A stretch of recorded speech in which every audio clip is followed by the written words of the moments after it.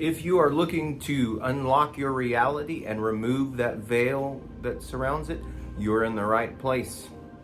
As usual, welcome to the temple. Today we will be doing part 2 of the series called Schisms, the magical anagram for using a mirror to reveal your reality around you. If you haven't watched the last video, part 1 of the series, I suggest you do so because it'll help you understand just what schisms really are. But for those that have not watched it, I will go over what the word means in the anagram, and I'll break it down for you. Schisms are like a mirror that reveals your reality. It strikes as a lightning bolt of truth, a lightning bolt of realization, and a magic mirror or reflection to the reality around you, thus removing the veil and unlocking its secrets. Schisms, beginning with the letter S, is synchronicities. Then the letter C is correspondences, or relating those synchronicities together. The letter I is intuition, that deep personal understanding of the meaning of the correspondences. And then the next letter is S for spirit, or rather it's sight. It's sight, revealing that hidden eye lying in your reality and in yourself. And then the letter M is magnetism, understanding how these realities are attracted and also repelled from each other. And the final S is spirit, the final uncovering of that spark within, the one that connects you to God and the source, or the monad, if you like to use that terminology. So let's begin part 2, which is titled Objectifying with Intent. When you are ready to receive schisms, you need an object of observance or a subject in mind. It can be anything you like, although if you're first starting out, the simpler the object or the subject, the better the results. Maybe perhaps you are unsure about life, or you need a little guidance for finding a new job, or maybe you're just looking for ideas about a certain thing.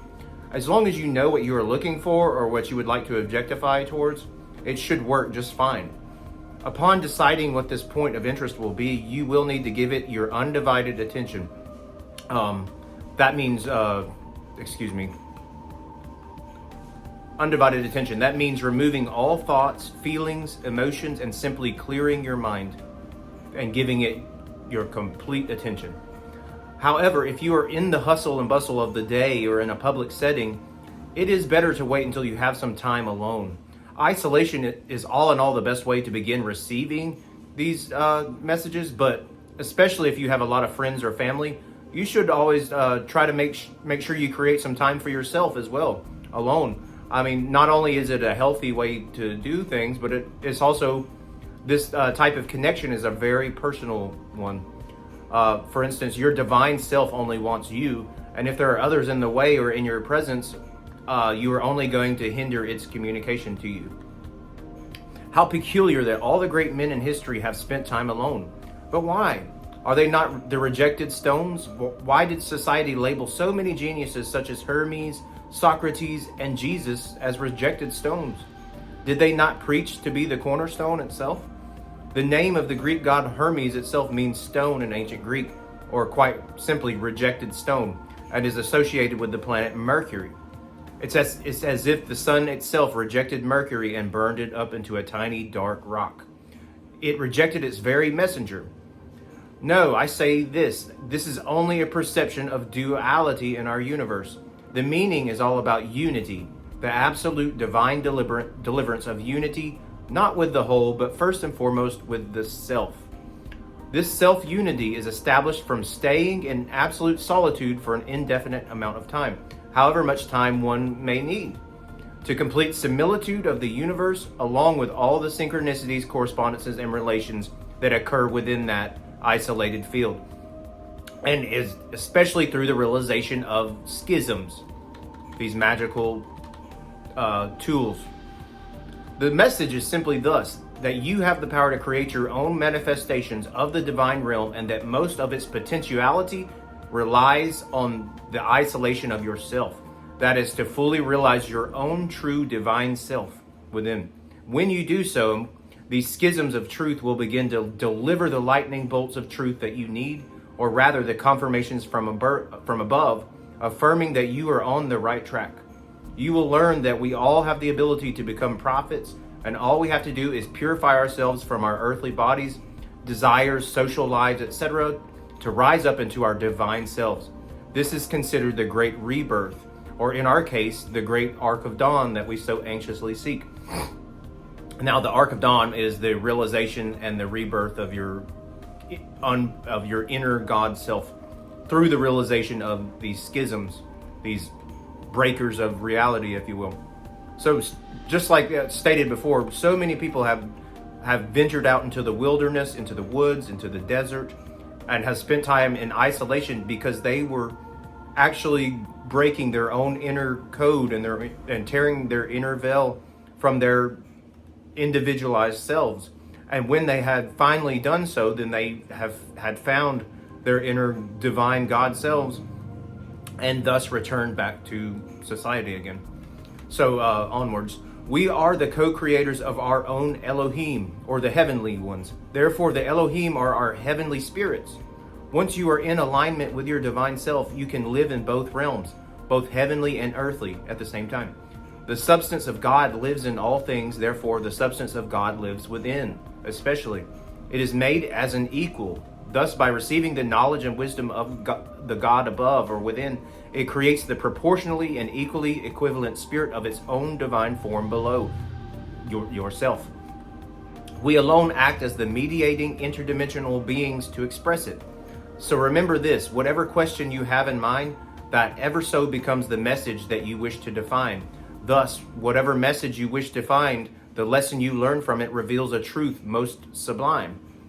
As in the Upanishads, to the voice belongs another voice, to the sight another sight, to the sound another sound, and so on. When you truly begin to realize this mystery, you will thus become fully initiated by it, and then can receive it. Welcome to the great arc. It's all a great grand mirror. Everywhere you shift your attention, or you're objectifying your will, or your thoughts rather, there will your mirror be, and there will the divine reflection of within take place. You just have to be disciplined and well attentive to catch it and receive it. It is super quick. It hits like a lightning bolt, and you have to be sharp on your feet to recognize it. It's hidden in plain sight, as they say. Another essential part of this process, especially through isolation, is self-talk, or talking to yourself, not within your mind, but out aloud, out in your room or your environment, wherever you're spending time alone. This is crucial for receiving certain types of schisms, especially the ones that are lightning quick. In this process, you need to learn how to listen as you talk, because what is going on as you talk is a reflection not of yourself or the sound received, but of a higher dimension. This forms its very own trinity, which is yourself, the sound you reflect, and the higher spirit, or the translation going on at the same time as you speak. It is good to have a radio or a TV on while you practice self-talk, because you will have a proper mirror to use. The TV and the radio, or the fish aquarium, you might say, becomes the reflection or the mirror of your self-talk exercises. Remember to be actively listening to the mirror as you speak. Do not let one single syllable of a word pass from your lips without also listening or watching its mirror. Listening to or watching its mirror, rather. This in turn will help you sharpen your speed of intellect and thus align you with it. And the new trinity is as follows: you, your mirror, and the higher spirit coming through that mirror, or rather connecting the two of you. When this begins to work for you, you will have achieved logos, or the power of the word. It is a magical power, the logos is.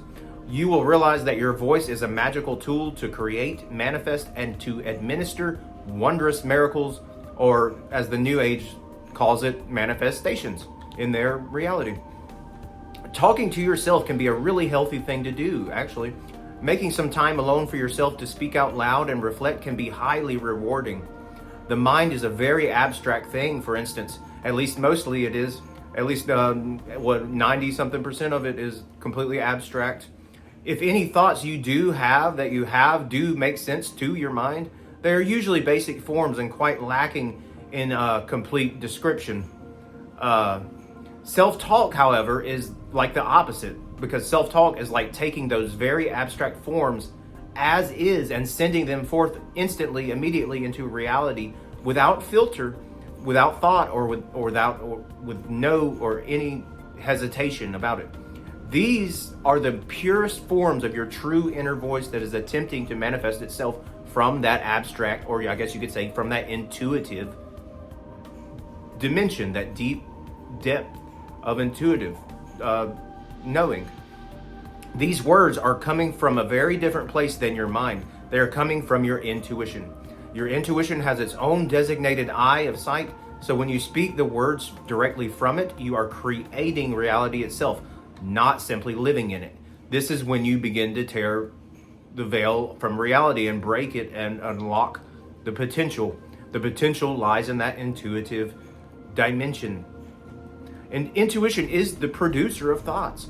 Any distinguishable thought that you have in your mind has had its origin in your inner intuition first, or your subconscious regions or unconscious regions. It comes from the abstract realm into the observant realm and loses much of its potency and initial meaning, becoming a simplified, grosser form. That is when you only let your mind do all the work. Self-talk, however, ignores this process because it goes around the mind, which is an imperfect source, and delivers pure messages directly to you. This is why it is most important to have a radio, a reader, television, or something to observe or to objectify your will onto, on when you practice this self-talk, because it will serve as an instant mirror to your word, your magical logos word. Hence, remember to listen as you talk, because these reflections do not occur 1 second, 2 seconds, or 3 seconds afterwards. They happen at the same time. The mind is very much like the creator God, Yaldabaoth, because it intercepts the transmissions of our otherwise pure intuitive thought matter. For instance, if the source is trying to connect through to us and deliver love and wisdom, then Yaldabaoth in our mind is getting directly in the way, and the messages are becoming mistranslated. He conceals this precious information, alters it, and redelivers it with his own intentions in mind. Basically, intercepts it and corrupt or distorts it.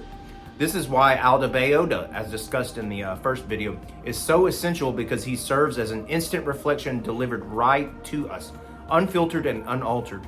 He is your one true God coming through, revealing himself to you, granting you both the word and the power to use it. So never fall for Yaldabaoth's cunning tricks over the powers of air, your mind, thoughts, and emotions. Yaldabaoth thrives on the mental plane. Here, every original thought you have is collected, sifted through, and stolen away by him. It is here, in the realm of the air of the intellect, that he does the most damage. Every new idea you have is passed off to someone else. Every new thought sold for 30 pieces of silver. He is like the great betrayer, Judas Iscariot, and as they call the devil. You will find out in the preceding section, the Arc of Dawn, just what role exactly he plays. He is an interceptor of truth, a brainwasher, and a father of lies. He recognizes the God in man and despises it. He sees the possibilities of man, the endless bounds he can go, and the ultimate freedom in his spirit, but he loathes it with disgrace. This is why he tries to make people feel bad. He tries to make us feel ashamed of our talents, attempts to cast us down into complete darkness and unknowing, to attempt to make us unaware of our own potential, our own divine potential within. He simply gets in the way. He is only the God of earth and only separates us from the eternal God, the God belonging to the source. This is revealed most assuredly in the cycles of the moon. Scientifically speaking, when the moon is full, Yaldabaoth is in between it and the sun, just like the earth. The full moon can be misleading and lead to false interpretations and misleading directions, or lunacy, I guess you could say. As if some hidden hand has had its influence. The earth itself is the hidden hand darkened into Yaldabaoth, with his spirit dictating and defining the very messages coming through. The full moon can actually indicate death, or death through folly, or death from being forced to succumb to the influences of nature, the laws of dominion, or the power of the destroyer. Contrarily, on the night of the full moon, Mother Isis is trying to return us to her spiritual abode in heaven, while the Lord of this world is attempting to draw us back down to be the fatal victims of his own nocturnal dangers below. If existence itself was spoken forth out of dark waters, then no wonder the world is such a vast place full of errors, and she, nature, is the mystery. She gave birth to the first subjective man, and her spirit exists within him. However, through old age and the destructive force of the cycles does she become the cycles themselves, or submit to them. That is, the cycles of the ages. She is Isis, and through the dark rule of Apophis, the Egyptian destroyer god, she became corruptible under his influence. It would seem that though she was the morning star of the east, she eventually became the corrupted evening star of the west, which rode upon the dragon. But Osiris himself lives and promises eternal life because he is the eternal spirit of life. He is proof that Mother Nature can resolve herself, purify herself, and return to divinity. We too have to purify ourselves and achieve a godhood of our own within her tempestuous seas. Enter the beauty of Aldebaoda. It is the purity of our spirits and the reconnection to a long-lost relationship. Aldebaoda is a mirror reflection of the very spiritual sun and goes completely around the influence of Aldebaoth and his negative influence upon our mind. In the full moon, Aldebaoda serves as an ancient mirror, and that mirror is Isis. Instead of sifting through layers and layers of meaning, Isis becomes the very reflection itself. She receives the sacred messages of the sun and avoids Earth completely unacquainted with the influence of Yaldabaoth and reflecting our own word or object of observance back to us. No wonder ancient Egypt used so many intricate mirrors. As you are beginning to see, you realize the feeling is that of being in two places at one time. As there is always an omega to an alpha, a female to a male, a south to a north, a cold to hot, and so on, so there are also two realms of consciousness. One is your earthly, objective conscious self. The other is your heavenly, divine, subjectively conscious self. The two are in constant communication with each other. The more you objectify with intent that object of your fascination, the more you clear your mind of all possible thoughts and focus intently on your objective, the more you are opening that inner mirror or intuitive eye and are beginning to receive messages from that higher divine self. When you begin to actually know what you're doing, these messages can be so intelligent, so highly sophisticated and precise, they will change your life. When you get here, congratulations, because you are connected with your very own Elohim. The Elohim are most divine and sacred. They are similar to the Greek gods as well as the Hindu Krishna. We as humans have the power to connect with these forces of nature, and they in turn connect us to the divine realm. The term Elohim, for instance, can be broken down into multiple phrases or original sounds, word sounds. First, you get the El, which is the like a title of God or multiple gods. Then you get the O, or the O principle, Omega, following henceforth with the Him, and with the Him you get the I. This mysterious lettering will be further discussed in the next section, the Arc of Dawn. But basically, Elohim is like you realizing your God self within, thus you become like an angel, or you become like one of the many gods as described in the book of Genesis, the ones who got to co-create with God himself, God of the higher source. So yeah, that's part 2 of Schisms. It's about finding your object to be whatever you want it to be. Like, okay, so I have the remote here, and I choose to gaze at it and to objectify all my attention, all my focus upon this remote. And at the same time as I'm doing that, I'm practicing self-talk, I'm speaking out loud, and I'm listening to my environment around me. And as I do, and as I focus on it, the divine messages will start pouring through. Like, for instance, the divine messages will say that the power button is my pineal gland of my brain, and this is the left hemisphere of it, this is the right hemisphere, and they're becoming balanced and calibrated. And my voice right now speaking is like the channel button. I can skip through many channels and many different pages of the TV, all channeling the same four-dimensional truth, which comes from the source. And the source is that little select button in the center. It's like that. The more you focus, the more you lose your other distractions and just completely focus upon the object of your observance, the more that veil of reality will fall away, and the more you'll actually unlock reality itself, and see that you are the one co-creator, able to manifest and speak forth and create your reality itself around you. So thank you very much. As always, have a great day.